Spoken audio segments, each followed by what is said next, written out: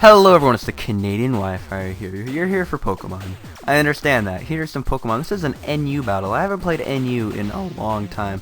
This was the last NU battle I had. I found it on my desktop today. It was called Actually Fun NU Battle, and it was from the day before Halloween. To give you a slight insight on how long it's been since I played this tier. The team, though, I believe I got it from Tennis. It wouldn't surprise me. Specs, Swellow, Quiver, Lilligant. Other than that, I think everything's just standard. The opponent's team, like, Rhydon is a huge threat, especially back when this battle was taken. Sceptile had not dropped yet. In fact, speaking of NU drops, like, they're getting Charizard and Altaria and, like, Ampharos and stuff like that. Damn. Like, it's actually really close to Gen 5 NU, which would be... I mean, they're missing Braviary, Amoonguss, and Alomomola, which are, like, the three main cornerstones, but, you know. So yeah, looking at his team, like, threats are Sock, Scyther, Rhydon, of course. Mesprit is just versatile as hell. I assume it would have his Stealth Rock. Could always be Rhydon, though. Regardless, leading off, I think I'm just going to lead Swellow, because Boom Burst is going to do a large number to anything on his team. However, he leads Scyther, and I don't really want to take a Scarfed Aerial Ace in case he is Scarfed, so I'm going to switch to Garbodor.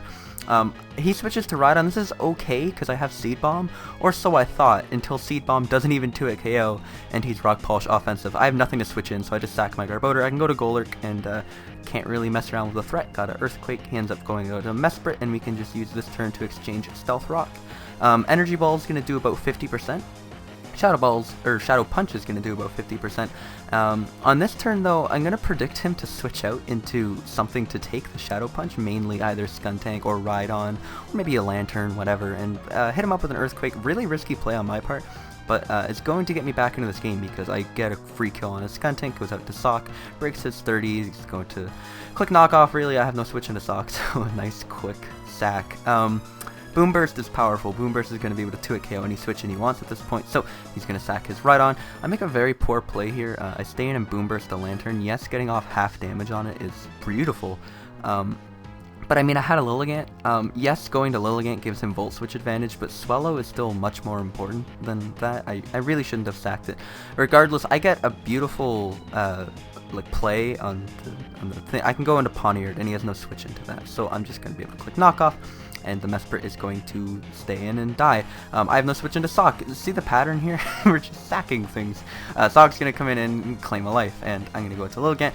At this point, I can click Sleep Powder because it will grant me a free turn, whether he wants to fodder his Lantern as Sleep Fodder, whether he wants to go to Scyther, etc. It should be all good. I'm going to make the prediction that Scyther's coming in here because in case he's Scarfed, he has not yet revealed an item.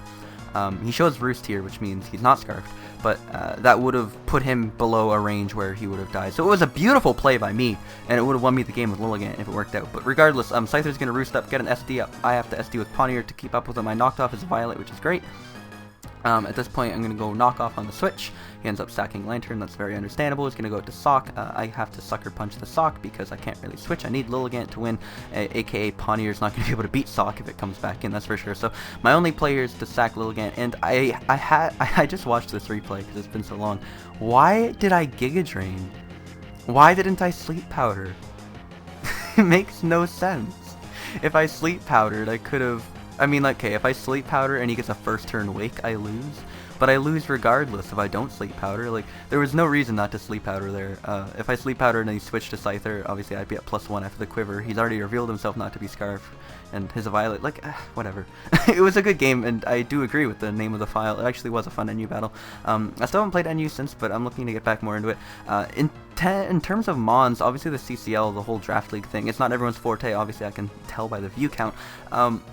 But just general Showdown, I've been playing it a bit more recently, not as much, but I just don't record as much when I do, so I'm going to try to look forward to, look toward, not look forward. I'm going to look towards doing that more often. On top of that, recently, Zeril implemented a really, really cool thing, where the replays are, instead of your previous 50 available, previous 500 are available.